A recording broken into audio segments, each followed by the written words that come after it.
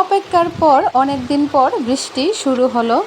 চারপাশে প্রচণ্ড ঝড় তুফান আর বাতাসে গাছগুলো দোলাচ্ছিল। অনেক সুন্দর একটা পরিবেশ। এই বৃষ্টির মধ্যেই আমরা চলে যাব আম কুড়াতে। এই যে আমাদের বাড়ির আম গাছ, এই আমগুলো এখন আমরা নিব, নিয়ে আম মাখা বানাবো। বৃষ্টির মধ্যে আমরা এই আম মাখাটা বানিয়ে খাবো। চারিদিকে প্রচণ্ড পরিমাণ বাতাস আর আবহাওয়াটা এতটাই ঠান্ডা লাগতেছিল, অনেক সুন্দর। তো আমগুলো নিয়ে চলে আসলাম, আর সাথে লেবু পাতা।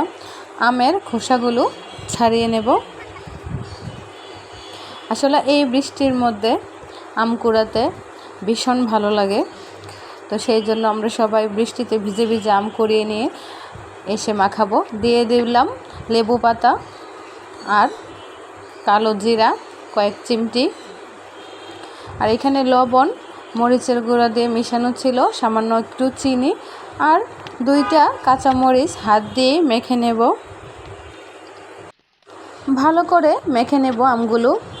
এই ঠান্ডা ঠান্ডা আবহাওয়ার মধ্যে আম কুড়িয়ে নিয়ে এসে মাখালাম, এতটাই ভালো লাগলো। খুব